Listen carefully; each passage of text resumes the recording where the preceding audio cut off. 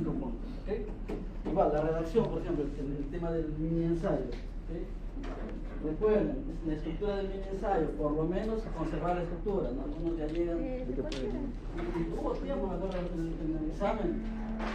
Estaban esperando ya que acabe. Muchos ni siquiera quieren mini ensayo. La teoría de... Entonces, mini ensayo, lo mismo, ¿ok? Título, arrancan con el título que quieren explicar, introducción, ¿sí? Introducen el tema en el cual van a abordar, el cuerpo, y aquí ya todo lo que se acuerdan de ese tema, ¿no? Caso si es preguntas, por ejemplo, si es algo relacionado, qué sé yo, a la evolución, por ejemplo, ¿no? Las teorías evolutivas, años, todo lo que se acuerda va acá. Y luego concluyen ese tema. Entonces, la conclusión tiene que ser algo relacionado a medicina veterinaria. ¿Okay? ¿Cuál es la importancia de saber todo esto para ustedes como médicos veterinarios? ¿Okay? Entonces, ese es el ensayo, por favor, esta vez sí va a ser más exigente. En algunos casos han hecho solo un pequeño párrafo que les estaba considerando, pero no, ahora sí, por lo menos tiene que tener la estructura, ¿vale? Y luego ya en detalles van a llegar los puntajes. Chequen en el tema de Profesor, la ficha, creo que es 2 o 3 puntos. Profesor, no importa si no es tan largo, con tal que cumpla Si con va al sus punto, no hay requerimientos. problema, o sea, no tiene que ser un texto súper grande. O Si va sea, al punto, con tal que cumpla sus requerimientos, si va al punto, o sea, tipo, ya tienes tres preguntas, ¿no? ¿Cuál es la importancia de la evolución para entender su profesión como médico veterinario? Un ejemplo. Ok. Entonces, el primero, saber acerca. Oye, Sheila, hay que hacer Saber acerca de la evolución, cómo es que ustedes les van a ayudar a su profesión. ¿Ok? Entonces serán 2 horas, va a haber preguntas para marcar, preguntas para responder y bueno, una dinámica del examen. ¿Dime? ¿Cuaderno abierto? No sé, profesor. 5 minutos como este. a 5 minutos resumen del examen. ¿Ya? Los finales, nada. Ya. ¿Ok? Listo, chicos, empecemos. ¿Cuál es el título del día de hoy, profesor? El título del día es Evolución, ¿sí? Entonces vamos a hablar acerca de la evolución biológica. Ya muchos saben más o menos de qué va a tratar evolución biológica. Homologías y cómo nosotros podemos construir árboles filogenéticos a partir de lo que hemos visto hasta ahora. ¿Ya?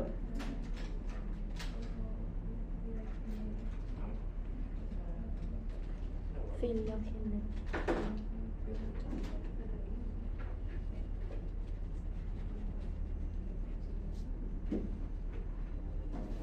Entonces, empezamos con esto. ¿Qué es evolución? A ver, ideas de evolución, ¿qué entendían por evolución? Es como un cambio genético, algo así. Ya, cambios, Adaptación. ya, transformación, cambios, van ahí por ahí, ¿no? Adaptación, profesor. Cambios, transformación, ¿qué? Transformación, ¿qué más dijeron? Adaptación. ¿Qué más? Evolución. Algo más dijiste, ¿no? Cambios genéticos. Cambios que... Genético. Cambios genéticos. Los cambios genéticos, ¿qué nombre técnico se le da cuando hay cambios genéticos a nivel del DNA? Mutación. Mutación, ¿cierto? Mutación. ¿Qué más? Cambios, transformación, adaptación, ¿qué más? Evoluciona. Se les viene a la mente evolución. Ya que las especies van cambiando, perfecto, van evolucionando. ¿Qué más?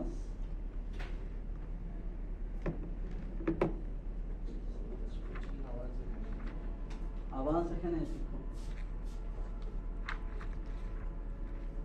Avance genético. Entonces, ¿cómo nosotros Cambios. entendemos la evolución? Transformación. ¿Ya? Entonces, básicamente es eso. Es cómo nosotros entendemos a la evolución. ¿Para qué? Para el surgimiento de nuevas especies.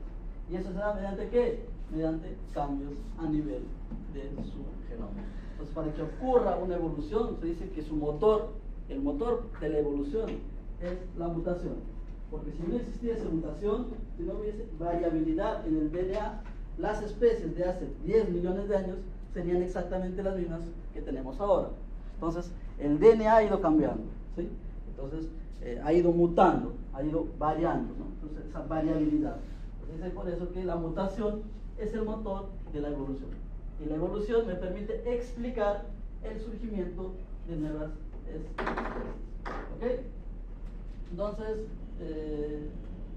vamos a empezar aquí viendo este videito. Por favor, no sé si hay audio, espero que sí. Hola a todos y bienvenidos a Ciencia Express. En nuestro planeta hay probablemente millones de especies de seres vivos, una variedad enorme. Así que no es raro que la gente empezara a plantearse por qué había tantas especies distintas. Hoy en día, cualquier biólogo te dirá que es gracias a la evolución. Pero, ¿cómo puede un animal transformarse en otro? Bueno, vayamos con un ejemplo. Os presento a la familia conejo. Bien, ahora pongámoslos en un entorno. ¿Qué? No, no. Esto no es realista. Ahora sí. Lo siento, señor conejito. La naturaleza es dura. En este ambiente, la familia conejo se enfrenta a unas condiciones a las que no está preparada. Soportar temperaturas muy frías y compartir territorio con unos amigos muy hambrientos. Pero no está todo perdido. Si papá y mamá hacen cosas de conejos, aparecerá una camada de conejitos. Los hijos suelen parecerse a los padres, por lo que es de esperar que estos conejitos tengan algunos de sus rasgos. Pero a veces las crías nacen con unos rasgos extra que no tenían sus padres. Mutaciones. Tal vez sea algo como unas orejas más cortas, una mayor rapidez o un color de pelaje más claro. Aunque la verdad es que pueden acabar siendo enfermedades mortales. No, vaya. Seamos realistas. Muchas de estas crías morirán por el frío, por enfermedades o por sus depredadores. Pero fíjate, es el conejo de la piel más clara. Parece que es más difícil distinguir una nieve. Aquí hay algo importante. No suele ser el más fuerte el que suele sobrevivir, sino que es el que mejor adaptado está a su medio. Tal vez seas más rápido que tus depredadores, o resistas mejor los parásitos, o simplemente sepas pasar desapercibido. Eso supone que puedes sobrevivir más tiempo, y tener más tiempo, entre otras cosas, supone más probabilidades de tener tus propios conejitos. A esta selección del mejor adaptado se la llama selección natural. Y aquí está la gracia, pues tus hijos puede que hereden algunos de tus rasgos, esos rasgos que te han permitido sobrevivir. Cuando combinas estas dos ideas, las mutaciones que tiene la descendencia más la selección natural, obtenemos el escenario perfecto. ¿Adivinas qué pasará? Los conejos con los peores rasgos acabarán reproduciéndose menos, porque cada vez hay menos conejos con esos rasgos. Sin embargo, los conejos de piel clara tienen ventaja y se reproducen mucho más que el resto. Así que es solo cuestión de tiempo que todos, o casi todos los conejos, acaben siendo de piel clara. Pero esto es un ciclo sin fin. De repente aparecerá un conejito con la piel más gruesa, lo que le permite guardar mejor el calor. Como esto es una ventaja frente a los otros, acabará reproduciéndose, y su descendencia también con mayor probabilidad que el resto, hasta que solo haya conejos de piel gruesa. Ahora, si fuera posible cruzar este último conejo con el que había al principio, observarías que no hay reproducción o que la piel no es fértil. Una especie de conejo ha surgido a partir de otra especie de conejo. Evolución. Y si estás esperando a que digamos que el hombre procede de un mono, como los que ves en el zoo, lo siento, pero no es del todo cierto. Los seres humanos, los monos del zoo y otros simios descendemos de un mono que existió hace millones de años. Los monos del zoo son en realidad unos primos cercanos. Ya. A ver. Principales cosas que me llamó la atención en el video.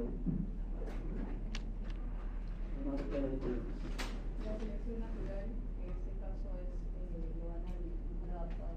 Ya, selección natural y cómo es que el más adaptado tiene la posibilidad de que sobrevivir. ¿Para qué? Para reproducirse. Entonces todo me lleva justamente a eso, reproducirse. Si el individuo no puede reproducirse, entonces poblacionalmente va a desaparecer. ¿Sí? Entonces, si el individuo no se puede reproducir, poblacionalmente desaparece.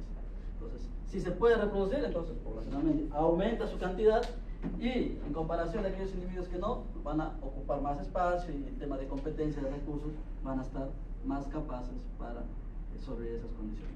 ¿Ok? Entonces, básicamente lo que me dice que la selección natural, que ¿quiénes las principales fuentes de selecciones naturales en la naturaleza? Tipo, ¿quién me selecciona naturalmente en la naturaleza? El ambiente, ¿no? Ellos mencionaron qué cosa, el clima, por ejemplo, ¿no? ¿Quién más? Temperatura. La cadena alimenticia, depredadores, ¿no? Son los principales seleccionadores. Dicen, tú vives, tú mueres, ¿no? Clima, depredadores, ¿qué más?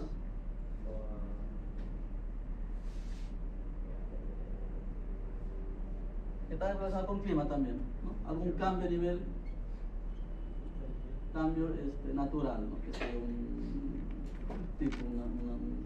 una helada, lo que ha habido históricamente, ¿no? Una helada, un cambio radical en el ambiente en el cual esos individuos están viviendo.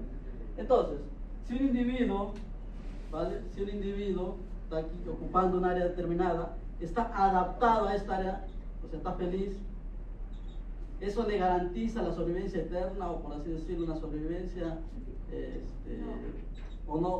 o qué es lo que en realidad le garantiza que este individuo pueda seguir viviendo en este ambiente. Este individuo está adaptado aquí, ¿cierto? Supongamos que es una isla, y en esta isla que tiene un clima súper agradable, vamos a decir de 30, 35 grados centígrados todo el año, está adaptado a esas condiciones, se ha reproducido y listo. Entonces, esa adaptación le garantiza que este individuo tenga una vida plena, feliz, o cuál es el factor influyente para esto. El cambio climático. Exacto, el cambio climático o en general el ambiente, ¿no? El ambiente. Entonces, si bien es cierto, este individuo está feliz aquí, sobreviviendo, reproduciéndose, pero el ambiente es lo que va a determinar, la verdad, que este individuo pueda seguir sobreviviendo. ¿Por qué? Porque si hay un cambio radical, por ejemplo, el cambio climático, ¿no? Estamos hablando de aquí temperaturas de 35, 37, ok, todo el año verano, acá. Pero hay cambio climático y empieza a haber, ¿no? Heladas, empieza a haber lluvias constantes, entonces este ambiente va a cambiar. Entonces este individuo ya no es apto en este ambiente, ¿no? Entonces va a empezar a sufrir las consecuencias. Pues lo que determina realmente quién es el ambiente en el cual está, ¿no? Entonces, esto básicamente vamos a ver en la clase de hoy día. ¿Cómo es que llegaron a esa conclusión? Porque de acá es la conclusión final, se podría decir. ¿Vale? En el video se habla de selección natural y de qué más. La combinación de selección natural con qué? Con mutaciones, ¿cierto? La evolución se entiende como la combinación de mutaciones más selección natural, ¿no? Entonces, justamente esto es una teoría, la teoría que actualmente se acepta. Esto se llama la teoría sintética de la evolución. Entonces, lo que vamos a ver hoy día es justamente cómo es que llegaron a esta teoría sintética de la evolución, ¿okay? Que es la teoría aceptada y viene de nombres de síntesis, ¿vale? Entonces, sintetiza cómo es que ocurre la evolución, pero hoy día vamos a ver cómo es que llegaron a esta teoría. ¿Okay? Entonces, lo que habíamos visto en el video, y para que ya quede súper claro ese tema. A lo largo de los años, de los millones de años, las diferentes especies que han sufrido, han venido sufriendo selección natural, ¿cierto? El ambiente ha venido seleccionándolas. Entonces, aquellos que tienen adaptaciones que les permitan sobrevivir y reproducirse, justamente han sido aquellas que por lo tanto han evolucionado y han ido apareciendo nuevas especies. Aquellas que no, pues simplemente han ido desapareciendo. Entonces, se dice que la evolución ya no es una teoría, no es una hipótesis. O sea, que la evolución puede ser que haya ocurrido, sino actualmente la evolución es un hecho, ¿ok? Es un hecho, en base a la evidencia disponible, ¿no? Entonces, justamente vamos a ver cuáles las evidencias más importantes y más que permiten entender la evolución, ¿ok? Entonces, aquí vamos a ver algunos ejemplos ¿vale?, de adaptaciones que encontramos en la naturaleza. ¿Sí? Por ejemplo, en este caso de peces que están sobreviviendo en temperaturas súper bajas, ¿no?, y en profundidades súper, para la redundancia, profundas, ¿no?, bajo el nivel del mar. Entonces, en la cual las células han creado las llamadas proteínas anticongelantes, ¿vale? Las proteínas anticongelantes que permiten, pues, un buen desarrollo a nivel fisiológico de estos peces. Lo mismo, ¿no?, en camellos o en rata canguro, en el cual, a pesar de la falta de agua, el organismo, ¿sí?, tiene sistema para acumular agua y no necesitar por varios periodos, ¿no?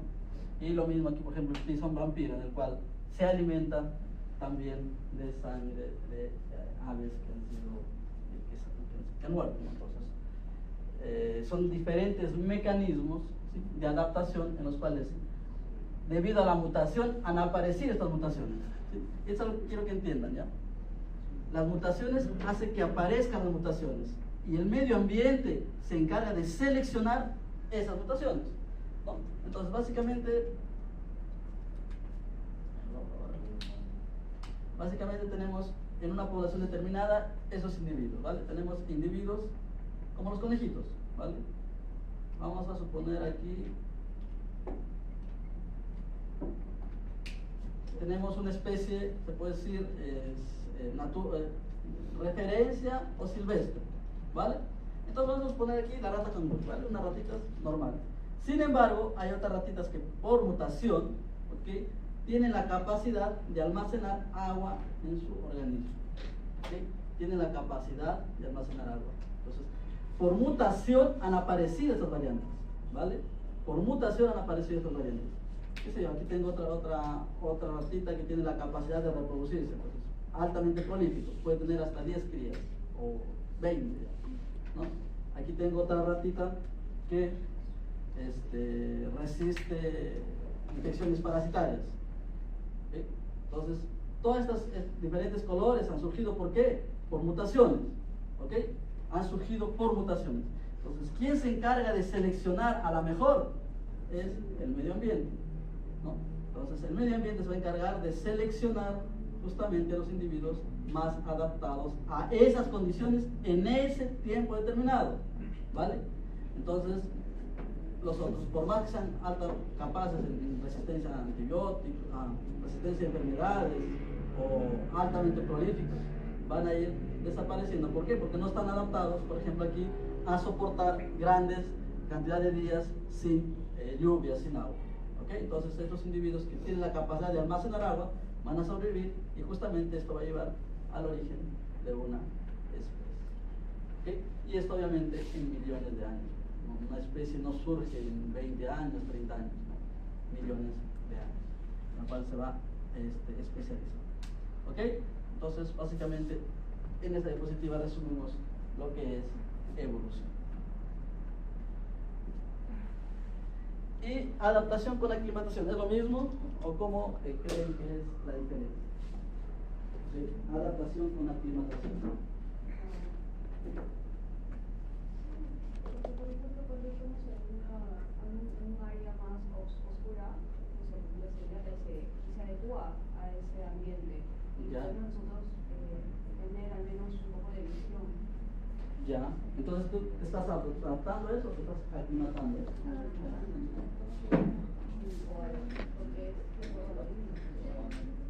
Ya, pues aquí vamos con estas dos definiciones, ¿ya? Adaptación o aclimatación. Aclimatación es un fenómeno temporal en el cual el cuerpo se aclimata a esas condiciones, ¿sí?, para que pueda sobrevivir, y luego va a tener otras condiciones y cambia o es reversible. Adaptación no.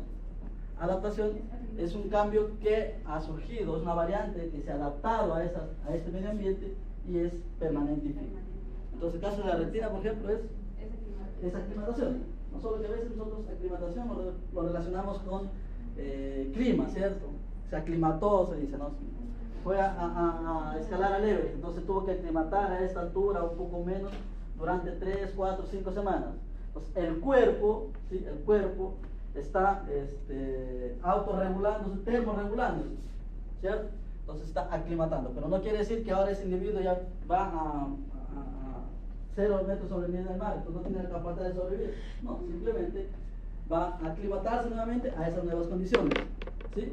Entonces, pero no es que ese individuo ya se adaptó a esas condiciones, ¿no? Entonces se aclimató.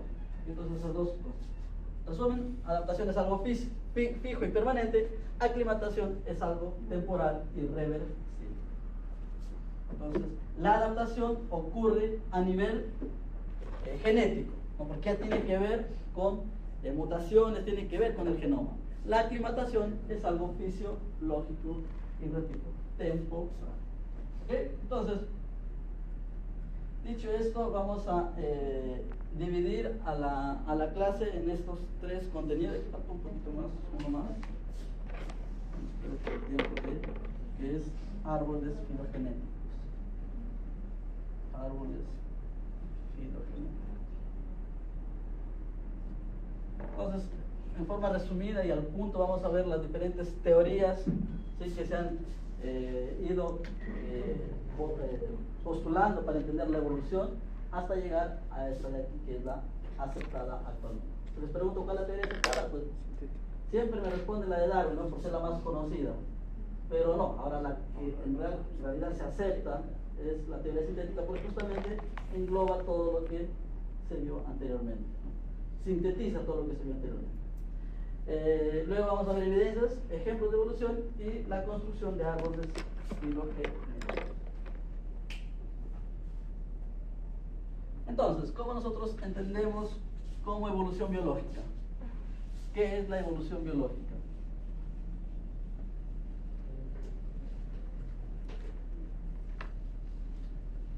En base a lo que estamos viendo hasta ahora, ¿cómo definirían la evolución biológica? ¿Qué lo han dicho ya? Cambios genéticos. Cambios genéticos que ocurren ¿dónde? ¿En un individuo o en una población? En una población. Población.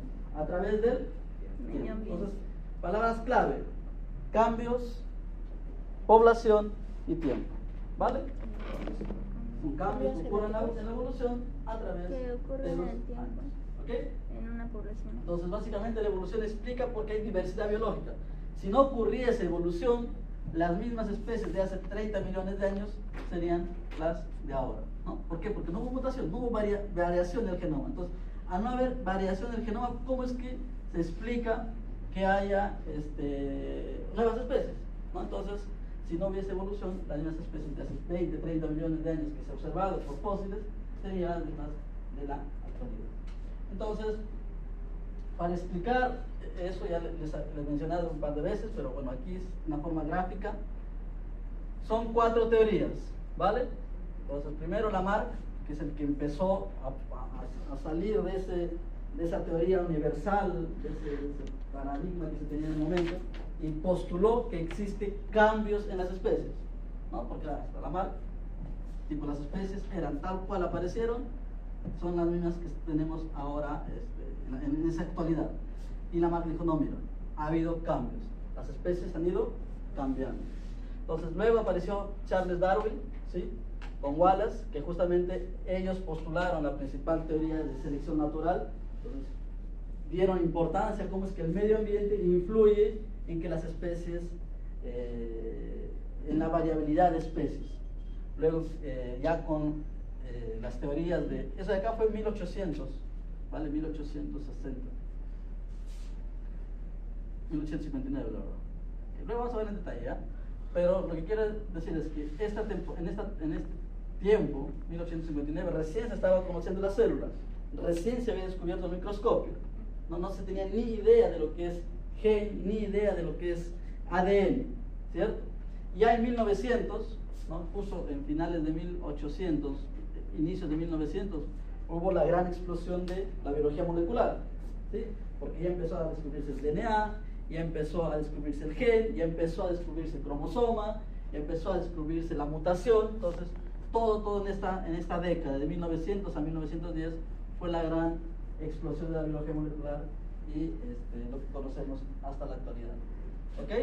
Y en 1930, 37, tenemos la teoría sintética, que va a englobar justamente estos dos conceptos, ¿sí? La teoría de Charles Darwin y la teoría de Darwin. Entonces, empecemos por Lamarck. Lamarck lo podemos definir como alguien que, primero, fue una persona importante en la biología, ¿por qué? Porque acuñó el término biología, ¿vale? Acuñó el término biología, fue un estudioso, fue un filósofo, en el cual, en su libro de filosofía de la zoología, postula que las especies no son las mismas de las que hemos observado a lo largo de los años, sino que las especies van transformándose paulatinamente. ¿Ok? Entonces, el libro de la zoología se llama ¿ok?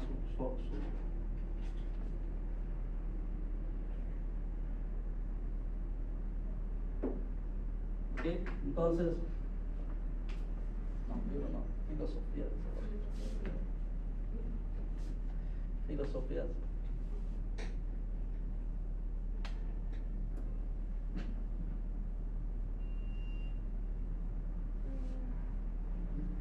Filosofía zoológica.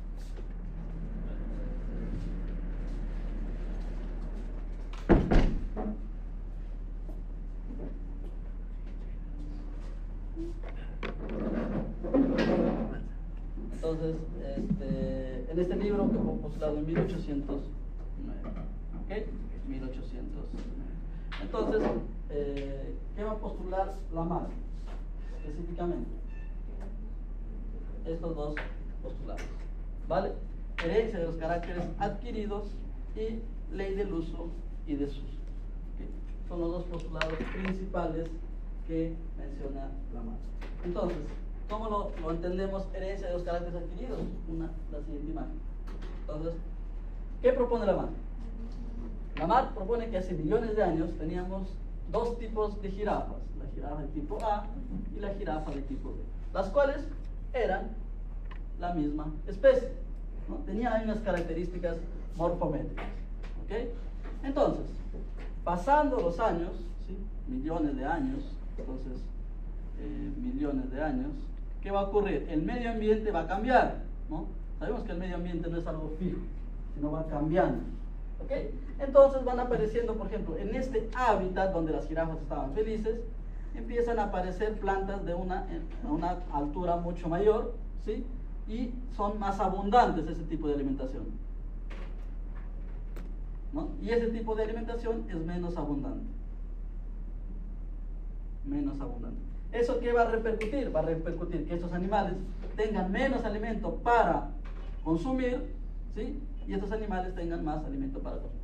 Pero a eso, ¿sí? A eso, como el alimento está en las partes más altas, ¿qué ocurre con las jirafas? ¿Qué postula Lamarck?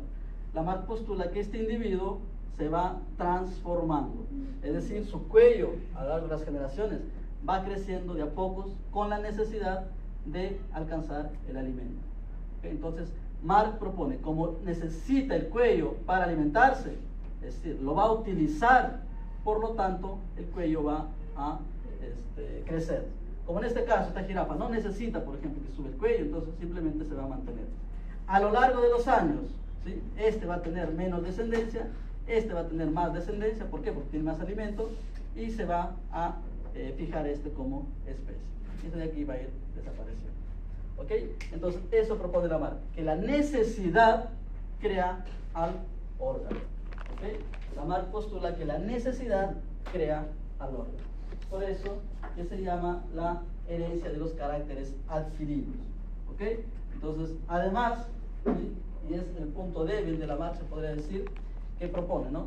Que una vez que este individuo, ¿sí? Una vez que este individuo adquirió esta nueva morfología, esto es pasado a la herencia. Es decir, a los hijos, porque no se hablaba de herencia en esa época, todavía se hablaba de hijos, ¿no? Se transmite a los hijos. ¿Ok? Entonces, eso es lo que postula Lamarck. Entonces, justamente fue aceptado a medias eso, ¿no? Dijo, ya, ok, te creemos. La necesidad crea el órgano, ¿cierto? Los individuos se van adaptando a la necesidad. Perfecto. Pero ¿cómo así que va a pasar a los hijos? Entonces, eso, por ejemplo, ahora lo podemos de una forma gráfica y un poco hasta radical, pero para entenderlo bien. Entonces, por ejemplo, tenemos un individuo que va al gimnasio, ¿vale? de los 20 años empieza a ir al gimnasio hasta los 50, va todos los días al gimnasio, súper musculoso. Este individuo cuando tenga hijos, ¿el hijo va a salir con mayor musculatura o no? No, ¿cierto? Entonces, por más que haya adquirido una nueva característica, que es una buena musculatura, los hijos siguen naciendo sin la musculatura. Entonces, ahí se puede decir que nosotros, ahora en la actualidad, un ejemplo práctico, se explica esto, o hay una contradicción en la ley de Lamar, que justamente una vez que adquirieron esto, no es que lo va a transmitir a los hijos necesariamente. Entonces, es por ello que la teoría de Lamar en su momento fue aceptada, pero parcialmente. La que sí fue aceptada es la siguiente, ¿no? La ley del uso y desuso. ¿Qué dice? Pues cuando un órgano no es utilizado, entonces básicamente se va a transformar en un órgano vestigial. ¿Ok? En un órgano vestigial. Entonces, esto de aquí sí es aceptado en Lamar, ¿sí? Y es lo que nosotros vemos justamente ahora con muchos órganos vestigiales en bastantes especies, ¿no? El humano mismo tiene un montón de órganos vestigiales, ¿no? Entonces, a ver, ¿algún órgano vestigial en el humano? ¿Dime? El apéndice, ¿qué más? Profesor, ¿puede repetir la ley de uso y desuso? Cuando un órgano no es utilizado, ¿sí? Cuando un órgano no es utilizado a lo largo de los años, se va a convertir en un órgano vestigial. Es decir, un órgano que está presente, pero no cumple ninguna función vital en ese organismo. ¿Qué otro? La apéndice, uno conocido, otro. Dedo meñique de La tiroides. Sí. Adenoides. Adenoides, ya. En el caso de los hombres, por ejemplo, los pezones, que no tienen ninguna, están ahí, pero no tienen ninguna función vital. ¿Cuál otra? ¿Qué otro órgano vestigial? Meñique del Un pie. montón. Un montón. ¿Es vestigial? Las Del amígdalas. pie. ¿Del pie? ¿Es vestigial? Ese no, Del ese sí Del sirve. pie sí se utiliza. O sea, sí, pero del pie A nivel de- ¿Lo puede mover?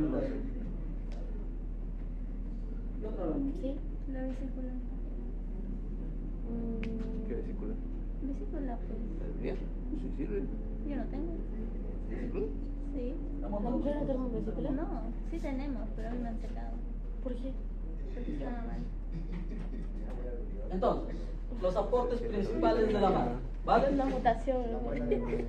La muela de juicio, por ejemplo. Ah, bueno. ¿Ok? Listo.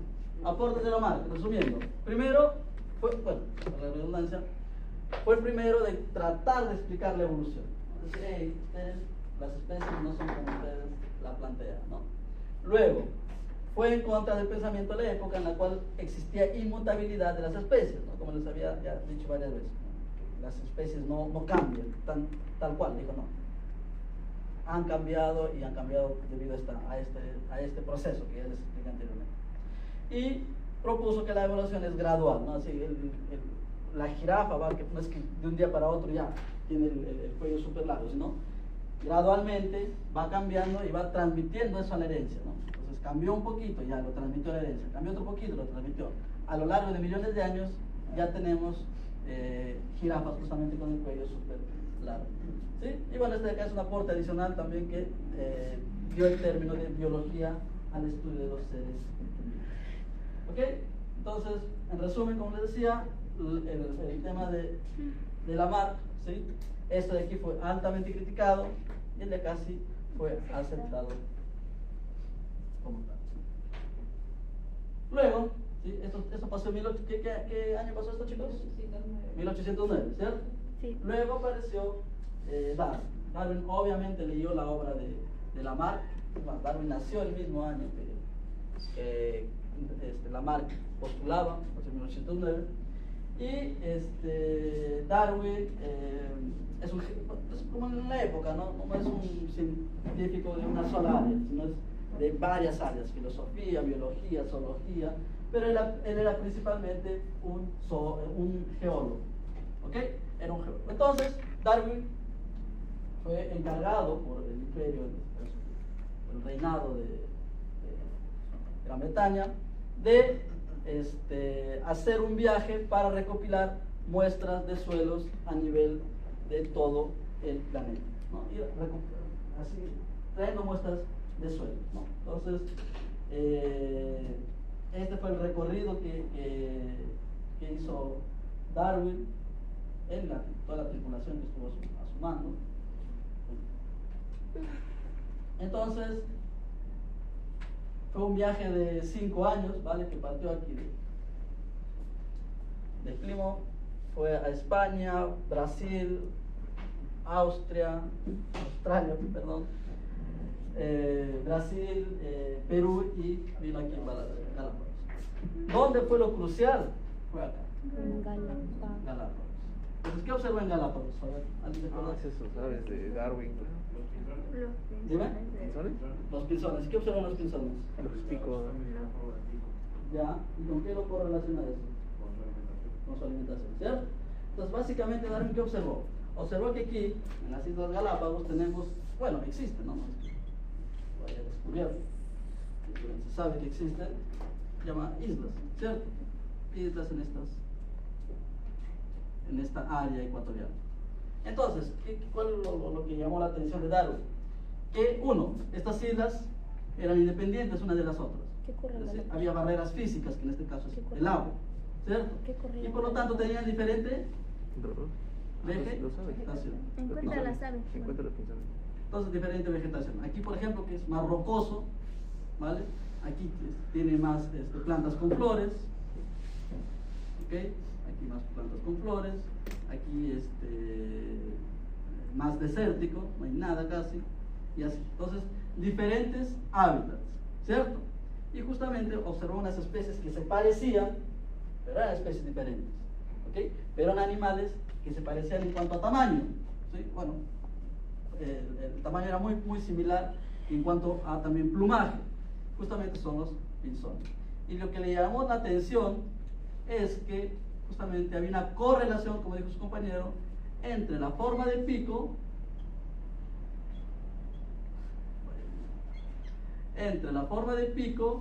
y la vegetación o la forma del alimento en el cual estos individuos estaban.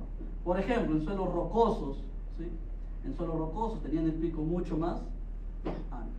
En terrenos donde había más flores, entonces el pico era mucho más delgado y largo para adquirir el néctar, ¿no? Y así, entonces hubo una correlación. Entonces, ¿cómo es que se explica esto, no? ¿Cómo es que la especie que existe en cada una de estas islas se correlaciona con la forma en la cual se van a alimentar, ¿no? Y el resto del cuerpo era muy, muy parecido. Sin embargo, eran diferentes especies. Si no podíamos decir, mira, entonces solo el pico es diferente, pero ¿por qué no son la misma especie? A nivel craneal también había diferencias, ¿no? Justamente en este caso, por ejemplo, suelo rocoso a nivel craneal va a ser diferente a donde solo se alimente con la succión del néctar, ¿no? Entonces es mucho más liviano el cerebro. Entonces, el cráneo. Entonces, eso fue lo que observó Darwin en islas. De acuerdo al tipo de alimentación, el tipo de pico, ¿sí?, era diferente. Sin embargo, a pesar de ser especies diferentes, ¿sí?, porque eran especies diferentes, no había cómo decir esta especie es igual a esta, no hay forma, pero compartían características como tamaño, como color de plumaje, etc. Entonces, justamente es por ello que surge su teoría de ¿qué? Del ancestro en común, ¿ok? Del ancestro en común, en el cual dice, a partir de este ancestro han surgido estas diversas especies. ¿Y qué ha determinado que una especie viva en un área u otra? La adaptabilidad. Es decir, se dice, ¿no? Darwin dice, en un determinado tiempo, esta es línea de tiempo, ¿vale? En el cual hoy, y esto fue antes, hace millones de años. En la línea de tiempo teníamos aquí las islas, ¿vale? Siempre estuvieron las islas. Y había pues aquí diferentes tipos de pinzones. Había este tipo de pinzón, ¿verdad? Vamos a llamar el pinzón cero. Pues aquí teníamos el pinzón cero. En todas las islas. ¿Ok? Después de unos otros millones de años, en la misma isla, van a aparecer ¿qué cosa? Variantes. ¿Ok? Entonces vamos a llamar a este el pinzón 1, este el pinzón 2 y a este el pinzón 3, ¿vale? Lo coloco sobre esos tres porque son súper diferentes, ¿vale? Y poder entender rápidamente. Entonces van a aparecer variantes en las tres islas, ¿vale?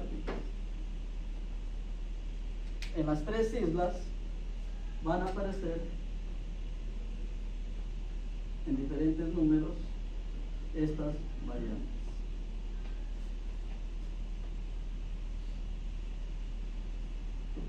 ¿Ok? Entonces, ¿cuál va a sobrevivir a cuál? Va a depender del tipo de alimentación que tenga cada una de estas. En este caso, por ejemplo, si es una alimentación rocosa, desértica, entonces va a sobrevivir ¿cuál? El 1. ¿Ok? ¿Por qué? Porque tiene el pico mucho más ancho.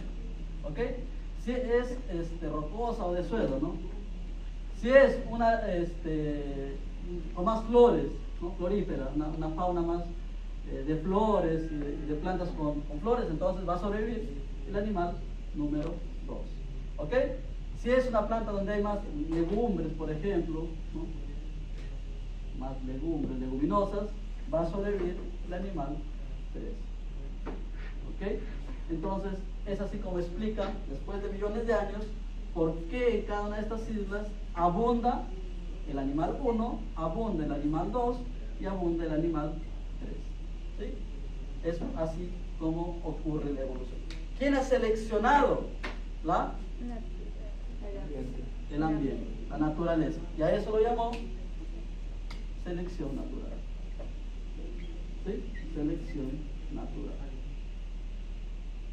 La naturaleza seleccionó a estos animales, ¿sí? E hizo que estos se puedan reproducir y por lo tanto se queden en esas islas determinadas. ¿Ok? Entonces, pero todos provinieron de un ancestro en común, que es el pinzón 0. ¿Sí? Es el pinzón 0. Entonces, así es como se entiende la selección natural de Charles Darwin. ¿Cuáles son los puntos negativos aquí? ¿O cuál es el problema que tuvo Charles? ¿Por qué no se aceptó y ya se quedó con ese hipótesis?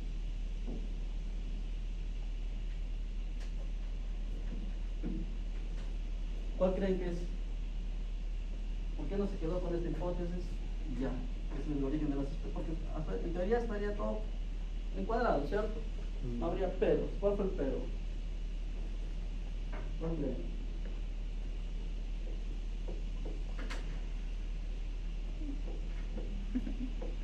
¿Qué año fue esto, todo esto? ¿1800 cuándo? 1859. ¿Y qué pasaba en 1859 en la ciencia? La célula se descubre. Mendel ya había postulado su teoría de la herencia. Aquí no se sabía por qué los papás se parecían a los hijos, para empezar. Se sabía que se parecen. ¿Qué es lo que está transmitiendo el padre a su hijo? Ni idea. ¿Es algún líquido? ¿Es la sangre? ¿Qué cosa? ¿Dónde está? ¿Por qué? No se sabía. Ahora sabemos que son ¿qué cosa? Los genes, ¿cierto? Pero aquí ni idea. Entonces, justamente, esa falta de conocimientos de genes, de DNA, de cromosomas, no pudo explicar el aparecimiento de estas variantes. Porque acá nosotros decimos, mira, del 0 aparece el 1, el 2 y el 3, pero ¿cómo aparecen? ¿Por qué aparecen? ¿Qué es lo que le pasó a este para que de la nada ahora tenga una variante 1, una variante 2, una variante 3? ¿Cómo lo explicas? Entonces Darwin no supo explicarlo. ¿Ok?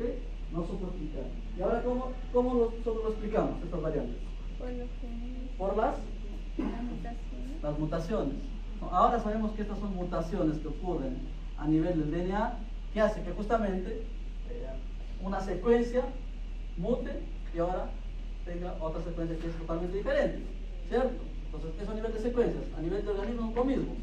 ¿Okay? Hay mutaciones y que me permiten que yo tenga variabilidad de un individuo u otro.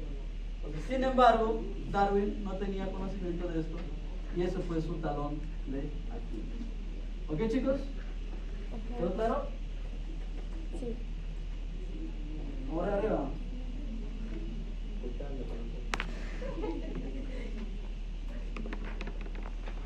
Ok, entonces, esta es la teoría de Darwin, planteada en 1859. Ok, entonces se dice que Mendel, por ejemplo, que plantea por qué, la verdad tampoco Mendel no describió qué es lo que un hijo o qué es lo que un padre transmite al hijo, ¿vale? Él describió como factores, ¿no? Porque en 1865 tampoco se conocía del gen, del DNA. Entonces se dice que Darwin sí conoció la teoría de, Mendel sí conoció la teoría de Darwin, pero Darwin nunca llegó a conocer la teoría de Mendel, ¿sí? Entonces, Darwin publicó su libro en 1859, ya Wallace había descrito o había observado eso también en el archipiélago malayo, ¿sí? Ya había observado ese tipo de comportamientos, y es por ello que se apresuró, porque ¿cuándo fue su viaje de Darwin? En 1835, ¿cierto? Entonces, ¿cuánto le dio? Casi 5 años. 45, 55, casi 30 años, no 20 y pocos. Totalmente. Entonces, el libro estaba ya, lo tenía hace tiempo, ¿no? Entonces, no lo publicaba porque tipo, era algo revolucionario, ¿no? Y ahí justamente empezó el tema de simios y hombres, ¿no? Que a Darwin le llamaban hombre mono, ¿no?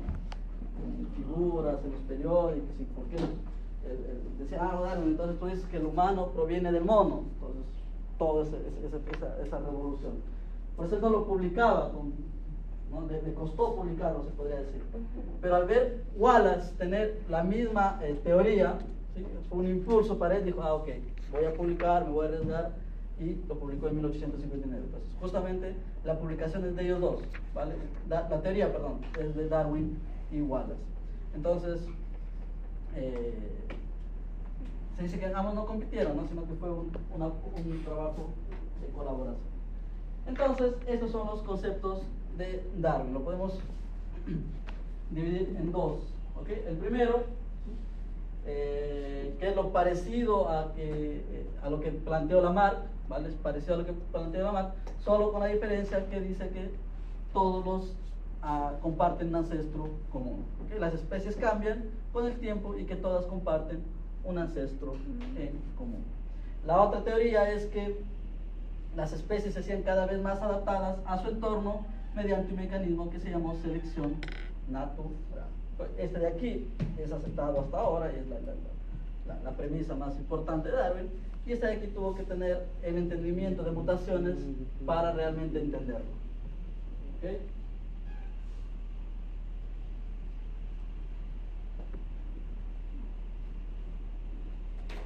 Entonces, básicamente, utilizando el modelo de Lamarck y comparando con el Darwin, ¿qué dice Lamarck? Lamarck dice que las especies se van a ir adaptando a este ambiente, es decir, cambiando, ¿sí? La especie, por la necesidad, pues va a tener que crecer su cuello. Darwin no plantea eso. Darwin dice que en un tiempo determinado tenemos las tres especies coexistiendo, ¿sí? Las tres especies coexistiendo. ¿Cuál va a sobrevivir y va a poder reproducirse? Aquella especie que está más adaptada a este medio ambiente, ¿no? Entonces aquí habla del transformismo y aquí habla de adaptación.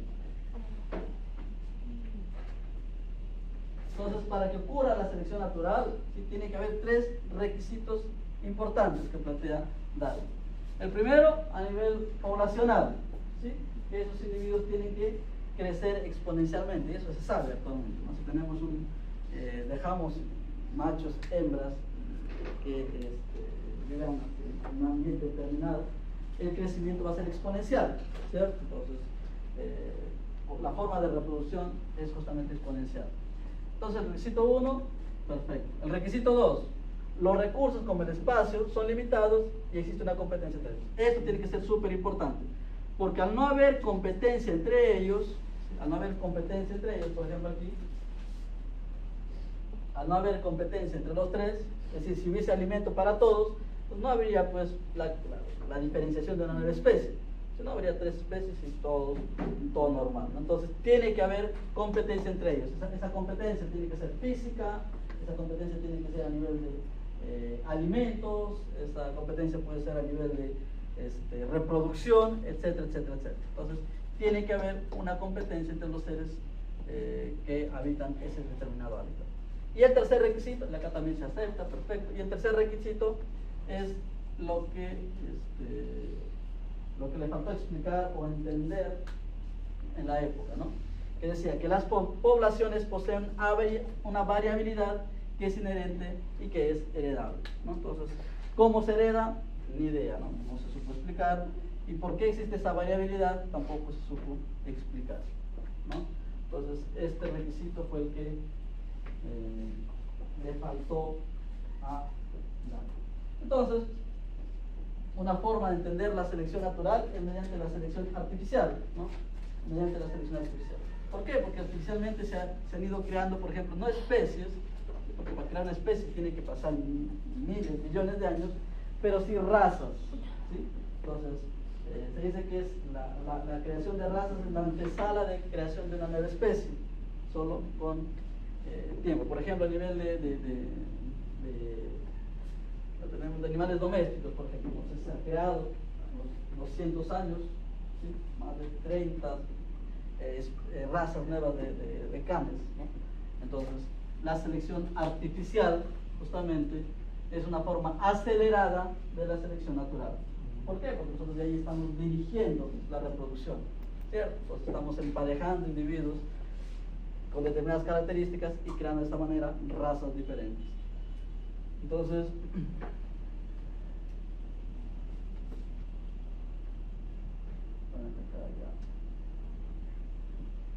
ya lo habíamos explicado.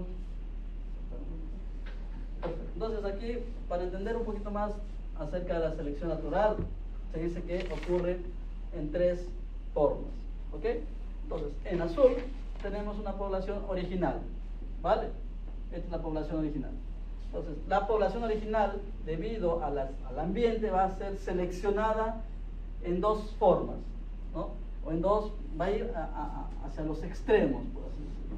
En este caso se llama una selección disruptiva o balanceada, donde los fenotipos extremos son los que mejor se adapten a ese medio ambiente nuevo, ¿ok? Pues tenemos una población original, hay un cambio en ese nuevo ambiente. ¿Cuáles son los fenotipos que mejor se adaptarán? Son los extremos. Por eso que se llama disruptiva, balanceadora o diversificadora, ¿ok? El otro tipo de selección natural es la selección estabilizadora o normalizadora o purificadora. Básicamente tenemos igual una población original, ¿vale? Va a haber cambios en el medio ambiente y la población más adaptada será aquella que justamente tenga valores mucho más normalizados, ¿sí? Mucho más normalizados. O se puede decir que favorece, ¿quién se ve favorecido? Principalmente aquí, los individuos del promedio, los individuos que están cerca al promedio. Entonces, este tipo de selección es estabilizadora o normalizadora o purificadora. Entonces, este tipo, por ejemplo, es importante, este tipo de selección a nivel de creación de razas, ¿no? La creación de razas justamente se busca eso, una población súper variable hacia una población súper homogénea, ¿no? Entonces, este tipo de selección es estabilizadora. Y la otra, la selección bidireccional o positiva, lo mismo, tenemos una población original, ¿sí? Hay un cambio en el medio ambiente, ¿sí? Y la nueva población que mejor se adapta es aquella que está a un extremo, sea a nivel superior o extremo inferior, pero solo a un extremo, ¿vale? Es por eso que se dice direccional o positiva, ¿vale? Pues en el caso, por ejemplo, las jirafas, ¿no? Teníamos aquí la población original, aquí la población original, y se adaptó mejor la población que tuvo un cuello más largo, ¿no? Entonces es direccional o positiva. Entonces son 3 formas, ¿vale? Son 3 formas como ocurre la selección natural. En 2 sentidos, los extremos son los favorecidos, aquí el promedio es el favorecido, y aquí uno de los extremos es el favorecido. ¿Ok?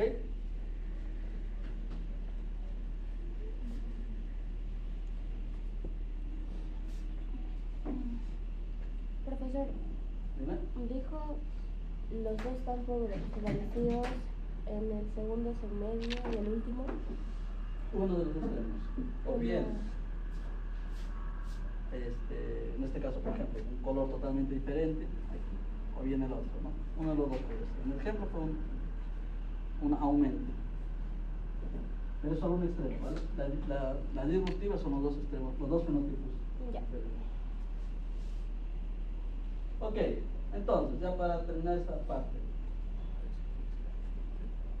Nosotros, ¿sí?, tenemos estas afirmaciones, quiero que me digan si es mito o verdad, según ustedes. La primera, la selección natural es la supervivencia del más fuerte, ¿mito o verdad? Mito. ¿Verdad o mito? Mito. ¿Verdad? ¿Verdad? ¿Mito quién? Yo mito. Mito, ¿no? Entonces, Porque es el aquí, más otra adaptado. vez, ¿no? Esta famosa frase es utilizada para fines de guerras y tal, ¿no? Mito. Entonces, ¿por qué? Porque Darwin jamás dijo esta frase, la verdad, ¿no? Darwin dijo, el más adaptado es el que va a sobrevivir, no es el más fuerte, ¿no? Entonces, el más adaptado, por ejemplo, en el caso de los conejitos, no era el conejito más grandote, sino el conejito que tenía el pelaje más claro, el que sobrevivía, ¿ok? Entonces, ¿quién sobrevive? Es el que está mejor adaptado a ese medio ambiente. Entonces, en ese momento determinado, ¿qué tal si cambia ese medio ambiente? Pues no necesariamente va a ser el que mejor se adapte, ¿no? Entonces, en ese momento, en ese tiempo determinado, el que mejor adaptado va a ser el que sobrevive. ¿Ok? La siguiente. ¿Verdad? Verdad. Eso lo mencioné al principio. Los fenotipos que dan una vida más fácil o más larga no garantizan una mejor adaptabilidad. No. ¿Verdad o mito? Verdad. ¿Verdad o mito? Es lo que les dije en este ejemplo, que había individuos que están felices viviendo, Pero. y eso me garantiza que va a tener una vida larga y más fácil, ¿o no? No. ¿Qué es lo que realmente va a influenciar ahí? El ambiente, ¿cierto? Entonces los fenotipos que dan una vida más larga, ok, el individuo está feliz con este fenotipo. No garantizan la adaptabilidad. Exacto, no me garantiza una mejor. Verdad. ¿Quién me garantiza una mejor adaptabilidad? El ambiente que está sometido, ¿no? Entonces esto es verdad, ¿cierto? Es verdad. La siguiente. ¿La selección natural fija las características favorables? ¿O quién fija las características?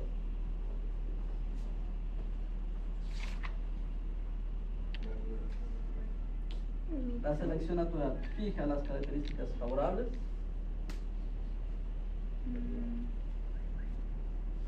Mito. Mito. Mito, ¿verdad? Mito. ¿Por qué? Porque va a determinar el ambiente donde esté la población. No. Porque La no. selección natural. Porque puede ser favorable y no favorable. Exacto. Entonces, ¿qué hablamos de favorables? ¿No? Puede ser que en unas determinadas condiciones esas características sean favorables, pero en otras esas sean desfavorables, ¿no? Entonces no necesariamente cuando hablamos de características favorables va a depender en qué condiciones, en qué situaciones se encuentra este individuo realmente, ¿no? Otra, la selección natural le otorga a la especie una adaptación para que sobreviva. ¿La selección natural le otorga o la selección natural se encarga de justamente seleccionar nada más? Selecciona nada más. ¿Cierto? ¿Quién le otorga a la especie una adaptación? El campo. El ambiente.